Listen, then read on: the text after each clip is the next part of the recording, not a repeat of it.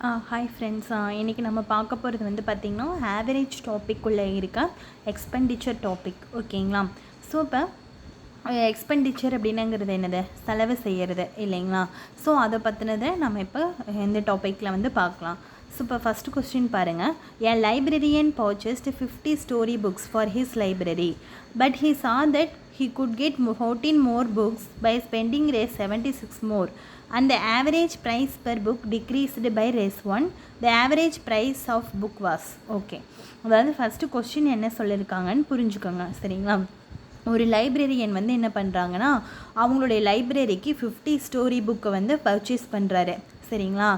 அதுக்கப்புறம் கொஞ்ச நேரம் கழித்து என்ன பண்ணுறாரு அப்படின்னா, இன்னும் ஒரு 14 புக்கு எக்ஸ்ட்ரா வாங்குறாரு. அதாவது 76 ரூபா அதிகமாக கொடுத்து திரும்பி ஒரு 14 புக்கு வந்து எக்ஸ்ட்ரா வாங்குறாரு. அப்படி வாங்கிறதுனால என்ன ஆகுதுன்னா, ஆவரேஜ் ப்ரைஸ், அந்த புக்கோட ஆவரேஜ் ப்ரைஸ் வந்து டிக்ரீஸ் ஆகுது, ஒன்றா டிக்ரீஸ் ஆகுது. ஓகே அப்படின்னு சொல்கிறாங்க. அப்போ வந்து ஃபஸ்ட்டு இருக்கும் இல்லைங்களா, அந்த ஃபஸ்ட்டு அந்த டிக்ரீஸ் ஆகிறதுக்கு முன்னாடி, அந்த 14 மோர் புக்ஸ் வாங்குறதுக்கு முன்னாடி ஒரு ஆவரேஜ் இருக்கும் இல்லைங்களா, அந்த ஆவரேஜ் ப்ரைஸ் வந்து கேட்குறாங்க. ஓகேங்களா? சரி, ஓகே. இப்போ நம்ம வந்து இதை ஒரு ஈக்குவேஷன் மாதிரி ஃபார்ம் பண்ணலாம். ஓகே, இப்போ நம்ம என்ன பண்ணலாம் அப்படின்னா, இப்போ வந்து ஆவரேஜ் ப்ரைஸ் ஆஃப் 50 புக்ஸ் வந்து நான் எக்ஸ்ன்னு எடுத்துக்கிறேன். ஓகேங்களா? ஸோ இங்கே வந்து ஆவரேஜ் ப்ரைஸ் ஆஃப் 50 புக்ஸ் தானே ஃபஸ்ட்டு வாங்குறாரு. So average price of 50 books வந்து எக்ஸ்ன்னு எடுத்துக்கிறேன். அப்போது sum of price of 50 books எவ்வளோ வரும்? எப்போவுமே average equal to sum divided by number of எவ்வளோ இருக்கோ அது இல்லைங்களா? ஸோ இப்போ வந்து நம்மளுக்கு ஆவரேஜ் எவ்வளவு? எக்ஸு. சம் எவ்வளவு? ஆவரேஜ் வந்து எக்ஸு, சம் தான் நம்மளுக்கு தெரியாது இல்லைங்களா? ஸோ என்னங்கிறது வந்து மொத்தம் 50 புக்ஸ் இருக்கனால 50. அப்போ சம் அப்படிங்கிறது என்னது? 50 × 50x. ஓகேங்களா? ஸோ டோட்டலாக அவங்க வந்து 50 புக்கு வாங்கியிருக்காங்க இல்லைங்களா, அந்த 50 புக்கு வாங்கியிருக்கிறதோடைய விலை ப்ரைஸ் வந்து 50 × x. ஓகேங்களா? ஸோ இப்போ வந்து 50x. ஸோ 50 × x ஸ்பெண்ட் பண்ணி என்ன பண்ணிட்டாருன்னா அந்த 50 புக்கை வாங்கிட்டார். ஓகேங்களா? சரி, இது கூட என்ன பண்ணுறாரு? 76 ரூபா அதிகமாக, இது வந்து அமௌண்ட்டு. ஓகேங்களா? இது வந்து 50 புக்கு வாங்கினதுக்கான அமௌண்ட். ஓகேங்களா? இந்த 50xங்கிறது என்னது? 50 புக் வாங்கினதுக்கான அமௌண்ட்டு. இப்போ அவர் என்ன பண்ணுறாரு? திரும்பி ஒரு 76 ரூபா அதிகமாக ஸ்பெண்ட் பண்ணுறாரு. ஸோ அதிகமாக ஸ்பெண்ட் பண்ணிட்டார். அப்போது 14 புக் எக்ஸ்ட்ரா வாங்குறாரு. அப்போ ஆல்ரெடி ஒரு 50 புக்கு வாங்கிட்டார், இப்போ ஒரு 14 புக் வாங்குறாரு. அப்படி பண்ணுறதுனால ஆவரேஜ் என்ன ஆகுது? ஒன்றா டிக்ரீஸ் ஆகுது. அப்போ ஆவரேஜ் தான் நம்ம எக்ஸ்ன்னு எடுத்திருக்கோம். ஸோ அது வந்து 1 டிக்ரீஸ் ஆகுது. அப்போ இது என்ன ஃபார்முலான்னு சொல்லுங்கள்? Average equal to sum of observation divided by total number of observation. So இது வந்து டோட்டல் நம்பர் ஆஃப் புக்ஸு, இது வந்து சம்மு, அந்த புக்ஸோட சம் இல்லைங்களா, ப்ரைஸோட சம்மு, இது வந்து ஆவரேஜ். ஸோ நம்ம அந்த ஃபார்முக்கு கொண்டு வந்துட்டோம். ஓகேங்களா? Average equal to sum of observation divided by total number of observation format கொண்டு வந்துட்டோம். ஸோ இந்த ஈக்குவேஷன் போட தெரிஞ்சாலே கண்டிப்பாக நீங்கள் சால்வ் பண்ணலாம். ஓகே, இப்போ இது நம்ம சால்வ் பண்ணலாமா? என்ன வரும்? அப்போது 50x + 76, இது வந்து கூட்டினிங்கன்னா எவ்வளோ வரும்? 64 வருமா? ஸோ இந்த 64 இங்கே கொண்டே மல்டிபிள் பண்ணுங்கள். அப்போ என்ன வரும்? 64x - 64. இது இந்த சைடு கொண்டு போங்க. 50x + 76 + -64x + 64 which is equal to 0. So 50x - 64x அப்போ என்ன வரும்? -14x தான், +76 + 64 என்ன வரும்? 6 4 10, மிச்சம் 1 13 140 வரும் இல்லைங்களா? So equal to 0. ஸோ இப்போ வந்து -14x, இந்த 140 இந்த சைடு போச்சுன்னா -140, மைனஸ் கேன்சல் ஆயிருமா? அப்போ 14x = 140. ஓகேங்களா? அப்போ எக்ஸ் என்ன வரும்? அப்போ x = 140 டிவைடட் பை 14. அப்போ இது கேன்சல் பண்ணிங்கன்னா 10 டைம்ஸ் வரும். ஸோ எக்ஸ் வந்து 10. அப்போ வந்து ஆவரேஜ் ப்ரைஸ் ஆஃப் 50 புக்ஸ் வந்து எவ்வளோன்னு பார்த்தீங்கன்னா 10 அப்படின்னு நம்ம கண்டுபிடிச்சாச்சு. ஓகேங்களா? ஸோ எப்போவுமே வந்து இந்த மாதிரி சம்முக்கு நீங்கள் வந்து இந்த மாதிரி ஈக்குவேஷன் இருக்குது இல்லைங்களா, இதை நீங்கள் ஃபார்ம் பண்ண தெரிஞ்சாலே அப்படின்னா நம்ம இந்த மாதிரி என்ன பண்ணிடலாம் அப்படின்னா இந்த சம்மை வந்து ஈஸியாக கால்குலேட் பண்ணிடலாம். ஓகேங்களா? ஸோ இது வந்து சம் ஆஃப் அப்சர்வேஷன். இது வந்து 50 புக்கோட விலை ப்ளஸ் இது ஒரு இதாவது மொத்த எக்ஸ்பெண்டிச்சர் அவர் செலவு பண்ணினது இல்லைங்களா. ஸோ இது மொத்தம் 50 புக்கு வாங்கினதுக்கான விலை, இது எக்ஸ்ட்ராவாக ஒரு 76 ரூபா கொடுத்ததுக்கான விலை, இது வந்து டோட்டல் புக்கு. அதனால் எனக்கு ஆவரேஜ் ஒன்று ரெடியூஸ் ஆகுது. ஓகேங்களா? ஸோ இதே மாதிரி இன்னும் 2-3 சம் பார்த்தீங்க அப்படின்னா உங்களுக்கு கண்டிப்பாக ஈஸியாக அண்டர்ஸ்டாண்ட் ஆயிடும். ஓகே ஃப்ரெண்ட்ஸ், இப்போ வந்து நம்ம செகண்ட் கொஸ்டின் பார்க்கலாம். என்ன கொடுத்துருக்காங்கன்னா, there are 42 students in a hostel. Now the number of students increased by 4. Due to these, expenses of the mess increased by 20, while the average expenditure decreased by 1. The average expenditure is okay. இப்போ வந்து நம்ம இதே மாதிரி நம்ம வந்து இப்போ equation fine பண்ணலாம். ஓகேங்களா? ஃபார்ம் பண்ணலாம். ஓகேங்களா? ஓகே, இப்போ நம்ம என்ன எடுத்துக்கலான்னா, there are 42 students in a hostel அப்படின்னு கொடுத்துட்டாங்களா. ஓகே, இப்போ நம்ம என்ன எடுத்துக்கலாம்னா ஆவரேஜ் எக்ஸ்பெண்டிச்சர். ஓகேவா? ஆவரேஜ் எக்ஸ்பெண்டிச்சர் ஆஃப் 42 ஸ்டூடெண்ட்ஸ், அது வந்து நான் எக்ஸ்ன்னு எடுத்துக்கிறேன். ஓகேங்களா? ஆவரேஜ் எக்ஸ்பெண்டிச்சர் ஆஃப் 42 ஸ்டூடெண்ட்ஸ் எக்ஸ்ன்னு எடுத்துக்கிட்டேன். அப்போ sum of expenditure of 42 students என்ன வரும்? 42 into x, that is 42x ன்னு வருமா? ஓகே, இப்போ நீங்கள் ஈக்குவேஷன் ஃபார்ம் பண்ணலாம். 42x. ஓகே, இது வந்து sum of expenditure, அதாவது உங்களுக்கு செலவானது. ஓகேங்களா? ஓகே, இப்போ நெக்ஸ்ட் என்ன ஆகுது அப்படின்னா, due to this, okay, there are 42 students in a hostel. Now the number of students வந்து 4 அதிகமாகிறதுனால அவங்களுடைய எக்ஸ்பென்சஸ், அதாவது மெஸ்ஸுக்கு வந்து ஆல்ரெடி அவங்க ஒரு அமௌண்ட் பே பண்ணிகிட்டு இருக்காங்க. எக்ஸ்பென்சஸ்னால் செலவுன்னு அர்த்தம். அப்போ எக்ஸ்ட்ராவாக ஒரு 20 ரூபீஸ் கொடுக்குறாங்க. அப்போ இந்த இடத்துல என்ன வரும்? 20 ரூபா. ஆல்ரெடி அவங்க இது 42xங்கிறது வந்து ஆல்ரெடி அவங்க செலவு பண்ண அமௌண்ட்டு. ஓகேங்களா? இப்போ வந்து 4 ஸ்டூடெண்ட் அதிகமாகிறதுனால எல்லாத்துக்குமே மெஸ்ஸோட வேல்யூ 20 ரூபா அதிகப்படுத்திடுறாங்க. ஓகே, இப்போ ஃபஸ்ட்டு வந்து ஒரு 42 ஸ்டூடெண்ட்ஸ் இருந்தாங்க. இப்போ என்ன ஆகுறாங்க? 4 ஸ்டூடெண்ட் இன்க்ரீஸ் ஆகுறாங்க. அப்போ 4 ஸ்டூடெண்ட் இன்க்ரீஸ் ஆகிறாங்க. அதனால ஆவரேஜ் எக்ஸ்பெண்டிச்சர் என்ன ஆகுது? Decreased by 1. ஆவரேஜ் எக்ஸ்பெண்டிச்சர் வந்து நம்ம எக்ஸ்ன்னு எடுத்துருக்கோமா. ஸோ அது வந்து எக்ஸ்ன்னு போட்டு டிக்ரீஸ்டு பை 1. ஓகேங்களா? ஸோ இதை இப்போ நம்ம சால்வ் பண்ணலாம்.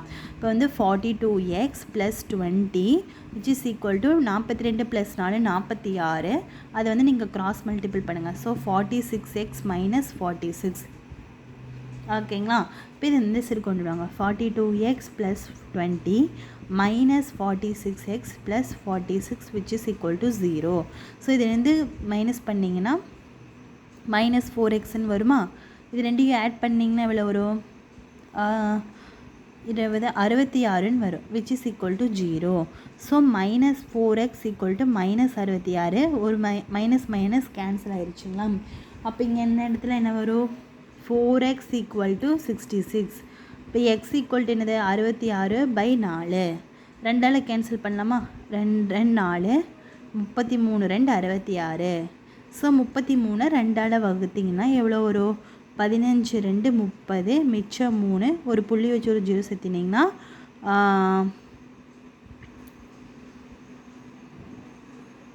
ஒரு புள்ளி வச்சு ஒரு 0 சேர்த்திங்கன்னா எவ்வளோ வரும்? 5 2 திரும்பி 1 2, மிச்சம் 1, திரும்பி அதாவது 15.15 அப்படிங்கிற மாதிரி வரும். ஓகேங்களா? புரிஞ்சுதா உங்களுக்கு? ஸோ இன்னொரு டைம் சொல்லித்தரேன். ஃபஸ்ட்டு வந்து நம்ம என்ன பண்ணணும்னா, இந்த ஈக்குவேஷன் வந்து நம்மளுக்கு ஃபார்ம் பண்ண தெரியணும். ஸோ இந்த ஈக்குவேஷன் ஃபார்ம் பண்ண தெரிஞ்சால் மட்டும்தான் நம்ம நெக்ஸ்ட்டு ப்ராசஸ் வந்து ஸ்டார்ட் பண்ணணும். ஓகேங்களா? ஓகே, இது மாதிரி ஈக்குவேஷன் ஃபார்ம் பண்ணிட்டீங்கன்னா ஈஸியாக ஆயிரும். ஓகேவா? ஓகே ஃப்ரெண்ட்ஸ், நெக்ஸ்ட் கொஸ்டின் பாருங்கள். Out of 9 persons, 8% spent rest 80 each of their meals. 9th one spent rest 20 more than average expenditure of all 9. The average expenditure of all the 9 is. ஓகேவா? இது கொஞ்சம் different question மாதிரி இருக்குது. இங்கே பாருங்கள், மொத்தம் வந்து 9 பேர் இருக்காங்க. அதில் 8 பேர் வந்து பார்த்திங்கன்னா அவங்களுடைய மீல்ஸுக்கு 30 ரூபா வந்து ஸ்பெண்ட் பண்ணுறாங்க ஒவ்வொருத்தருமே. பட் 9th ஒன்னாக ஒருத்தர் இருக்கார், அவர் மட்டும் என்ன பண்ணுறாருனா இந்த இவரையும் சேர்த்து மொத்தம் ஆவரேஜ் எக்ஸ்பெண்டிச்சர் வரும் இல்லைங்களா, அந்த ஆவரேஜ் எக்ஸ்பெண்டிச்சரை விட அதிகமாக ஒரு 20 ரூபா ஸ்பெண்ட் பண்ணுறாரு. அப்போ average expenditure of all the 9 என்னன்னு கேட்குறாங்க. ஸோ இப்போ நம்ம என்ன பண்ணலாம் அப்படின்னா 8%, இப்போ 8% வந்து 30 ரூபா வந்து ஸ்பெண்ட் பண்ணுறாங்க, ஒவ்வொருத்தரும் 30 ரூபா ஸ்பெண்ட் பண்ணுறாங்க. அப்போது சம் ஆஃப் எக்ஸ்பெண்டிச்சர்னாலும் சேம் தான், ஸ்பெண்டுனாலும் சேம் தான், செலவழிக்கிறது தானே ரெண்டுமே. So sum of expenditure of 8%. 8% எப்படி போடலாம், அதாவது ஒருத்தர் வந்து ஒருத்தரும் 30 ரூபா செலவு பண்ணுறாங்க. அப்போது டோட்டலாக 8 பேரும் 30 ரூபா செலவு பண்ணுறாங்க. So sum of expenditure of 8%. So 8 பேர்த்தோட டோட்டல் செலவு வந்து 8 × 30. ஓகேங்களா? ஓகே, அடுத்தது நம்ம என்ன எடுத்துக்கலாம்னா ஆவரேஜ் எக்ஸ்பெண்டிச்சர் எடுத்துக்கலாமா. ஆவரேஜ் எக்ஸ்பெண்டிச்சர் ஆஃப் ஆல் 9, அதாவது அந்த 9 பேர்த்தோட ஆவரேஜ் எக்ஸ்பெண்டிச்சர் வந்து நான் என்னென்னு எடுத்துக்கிறேன்னா எக்ஸ்ன்னு எடுத்துக்கிறேன். ஓகேங்களா? ஓகே, இப்போது 9th ஒன் இருக்குங்களா, 9th பர்சன் வந்து என்ன ஸ்பெண்ட் பண்ணுறாரு, spend 20 more than average expenditure of all 9. ஓகேவா? அப்படின்னு ஒரு வார்த்தை கொடுத்துருக்காங்க, இங்கே பாருங்கள். 9th one spend rest 20 more than average expenditure of all 9. இது வந்து ரொம்ப இம்பார்ட்டன்ட். அப்போது ஆவரேஜ் எக்ஸ்பெண்டிச்சர் ஆஃப் ஆல் 9 நம்ம என்னென்னு வச்சுருக்கோம், எக்ஸ்ன்னு வச்சுருக்கோம். அப்போ 9th ஒன் வந்து அதை விட 20 அதிகமாக செலவு பண்ணுறாரு, அப்போ அதை விட அதிகமாக செலவு பண்ணுறாரு. ஸோ +20 ஆட் ஆகுது. புரியுதுங்களா? ஓகே, நம்ம இப்போ ஈக்குவேஷன் ஃபார்ம் பண்ணியாச்சு. அப்போ இதை எப்படி போடுவீங்க அப்படின்னா இங்கே பாருங்கள், டோட்டல் அமௌண்ட் ஓகேவா ஸ்பெண்ட் பை 8% ப்ளஸ் ஓகேங்களா 9th person amount divided by total persons. இதுதான் நம்மளுக்கு ஃபார்முலா. அப்போது டோட்டல் அமௌண்ட் ஸ்பெண்ட் பை 8% எவ்வளவு, ஸோ சம்முனாலும் ஒன்று தான், டோட்டல்னாலும் ஒன்று தான். ஸோ சம் ஆஃப் ஸ்பெண்ட்னாலும் ஒன்று தான், எக்ஸ்பெண்டிச்சர்னாலும் ஒன்று தான். So total amount spend by 8% எவ்வளவு, 8 × 30. அப்போ ரெண்டையும் மல்டிபிள் பண்ணிங்கன்னா எவ்வளோ வரும், 240 வருமா, 240 ப்ளஸ் 9th பர்சன் எவ்வளோ அமௌண்ட் ஸ்பெண்ட் பண்ணுறாரு, 9th பர்சன் எவ்வளோ அமௌண்ட் ஸ்பெண்ட் பண்ணுறாரு, x + 20. இப்போ இந்த இடத்துல x + 20 divided by total person எவ்வளோ, 9%. அப்போ இதை நம்ம வந்து போடணுமா, 20 போட்டிங்கன்னா 260 plus X divided by 9. Okay okay சரி. ஸோ இதனால் நம்மளுக்கு என்ன ஆகுது அப்படின்னு வந்து பார்த்திங்கன்னா, ஸோ இது எதுக்கு ஈக்குவல், இது sum of observation divided by total number of observation. சரி, இது வந்து ஆவரேஜ் ஈக்குவல் டு ஸோ நம்ம இப்போ ஆவரேஜ் வந்து நம்ம என்னென்னு எடுத்திருக்கோம், எக்ஸ்ன்னு எடுத்திருக்கோம். ஸோ டோட்டலாக நம்மளுக்கு ஆவரேஜ் எவ்வளோ, இது எதாவது சம் டிவைடட் பை 9, இதோட என்னது ஆவரேஜ். ஸோ ஆவரேஜ் தான் நம்மளுக்கு எக்ஸ்ன்னு எடுத்திருக்கோம். ஸோ அதனால் நான் எக்ஸ்ன்னு எடுத்துக்கிட்டேன். ஓகேங்களா? இப்போ நம்ம வந்து போடலாம். ஸோ இப்போ வந்து 260 ப்ளஸ் எக்ஸு, இந்த 9 இந்த சைடுனா 9x. அப்போ இந்த இடத்துல என்ன வரும்னு பாருங்கள், 260 ப்ளஸ் எக்ஸு ப்ளஸ் 9x. ஓகேங்களா, விச் இஸ் ஈக்குவல் டு 0. அப்போது 260 ப்ளஸ் 10x ஈக்குவல் டு 0. அப்போ 10x அந்த சைடு போச்சுன்னா -10x வந்து 260 ஈக்குவல் டு 10xன்னு வருமா. So X equal to 26. X equal to என்னதுன்னு பார்த்தீங்கன்னா 26. ஓகேங்களா? ஸோ இப்போ வந்து average expenditure of all the 9 வந்து எனக்கு 26 ஓகேங்களா. உங்களுக்கு புரிஞ்சிருக்கும்னு நினைக்கிறேன். புரியாதவங்க வந்து ஒன்ஸ் அகெயின் இன்னொரு டைம் வந்து இந்த வீடியோ வந்து பாருங்கள். அப்போ கண்டிப்பாக உங்களுக்கு வந்து பொறுமையாக பாருங்கள், சரிங்களா. எப்போவுமே நம்மளால் ஒரு கொஸ்டின் உங்களால் சால்வ் பண்ண முடியல அப்படின்னு நீங்கள் நினைக்கும் போது என்ன பண்ணுறீங்க அப்படின்னா, கொஞ்சம் நேரம் ஒரு அமைதியாக ஒரு கண்ணை மூடி நம்மளால் முடியும், நம்ம கண்டிப்பாக சால்வ் பண்ணுவோன்னு சொல்லிட்டு எந்த ஒரு டென்ஷனும் ஸ்ட்ரெஸ்ஸும் இல்லாமல் பொறுமையாக சால்வ் பண்ணிங்க அப்படின்னா கண்டிப்பாக முடியும். ஓகேங்களா. நெக்ஸ்ட் கொஸ்டின் பார்க்கலாம். ஓகே, நெக்ஸ்ட் கொஸ்டின் பாருங்கள். இது கொஞ்சம் டிஃப்ரெண்ட்டான கொஸ்டின் தான். ஓகேங்களா. இப்போ an fruit seller sold medium, big, medium and small sized apples for 15, 10 and 5 respectively. The total number of apples sold in the ratio 3:2:5. Find the average cost of the apple.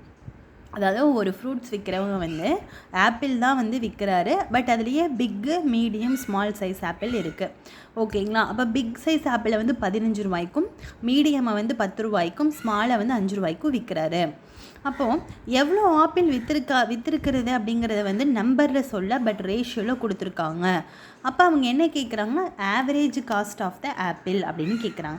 So average cost வேணும்னா sum of total cost, அதாவது total cost வேணும் இல்லைங்களா. So இந்த 3 size ஆப்பிளோட total cost divided by எத்தனை apple, அது நம்மளுக்கு தெரிஞ்சாலே நம்மளுக்கு என்ன பண்ண முடியும்னா கண்டிப்பாக இந்த சம்மை நம்ம போட முடியும். ஸோ நம்ம இப்போ இது எப்படி எடுத்துக்கலான்னு பாருங்கள். இப்போ இதை வந்து நம்ம பிக்கு, மீடியம், ஸ்மால் சைஸ்ன்னு எடுத்துக்கலாங்களா, எடுத்துக்கலாம். இப்போ இதோட ப்ரைஸ், அதாவது ஒவ்வொரு ப்ரைஸும் வந்து பிக்கோடது வந்து 15 ரூபாய், இதை 10 ரூபாய்க்கு, இது 5 ரூபாய்க்கு கொடுக்குறாரு. ரேஷியோ என்ன கொடுத்துருக்காங்க 3:2:5ன்னு கொடுத்துருக்காங்களா. ஓகே. ஸோ நம்ம டோட்டல் காஸ்ட் வேணும் அப்படின்னு பார்த்தீங்கன்னா இது எல்லாத்தையும் மல்டிபிள் பண்ணணும். ஓகேங்களா. ஸோ இப்போ வந்து 15 × 3 ப்ளஸ் 10 × 2 ப்ளஸ் 5 × 5. ஓகேங்களா. ஓகே.